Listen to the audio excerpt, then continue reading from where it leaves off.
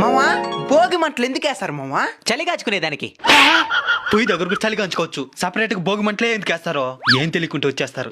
ఆయన వదిలి మామ, ఆయన దానికి పనికిరాడా. నువ్వు చెప్పు మామా, భోగి మంటలు ఎందుకు వేస్తారు? భోగి పండగ కాబట్టి.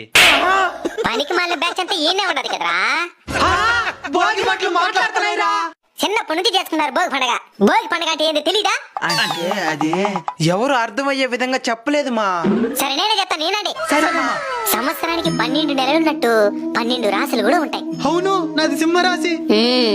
సూర్య భగవానుడు ఒక్కో రాశిలో ఒక్కో నెల చొప్పున 6 నెలలు 6 రకాల రాశులలో, ఇంకో 6 నెలలు ఇంకో 6 రాశులలో ఉంటాడు. కర్కాటక రాశి నుండి ధనుర్ రాశి వరకు సూర్యుడుండే 6 నెలల సమయాన్ని దక్షిణాయనం అంటారు. మకర రాశి నుండి మిథున రాశి వరకు ఉండే 6 నెలల సమయాన్ని ఉత్తరాయణం అంటారు. భోగి అనేది దక్షిణాయనంలో చివరి రోజు అన్నమాట. అప్పుడు రేపు ఏ ఆయనం ప్రారంభమవుతుంది? ఉత్తరాయణం. శబాష్. సూర్యుడు ఏ రాశిలోకి ప్రవేశిస్తాడు?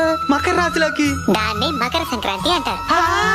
దక్షిణాయనంలో తాము ఎదుర్కొన్న కష్టాలు బాధలని భోగి మంటల రూపంలో అగ్నిదేవునికి సమర్పించి నువ్వుల నూనెతో తలంటు స్నానం చేస్తారు. అవును. పాత వస్తువులన్నిటినీ భోగి మంటల్లో వేసి నూతన జీవనానికి నాంది పలుకుతారు. అలానే చిన్నపిల్లలపై భోగి పళ్ళు పోసి సూర్యదేవుని అనుగ్రహం కలగాలని ఆశీర్వదిస్తారు. ఈ విషయాలన్నీ తెలియని వారందరికి షేర్ చేసి తెలియజేయండి. సరే. సరిపోయి స్నానం చేయబండి, మీ జిడ్డు మొక్కలు సోలేకపోతున్నాను.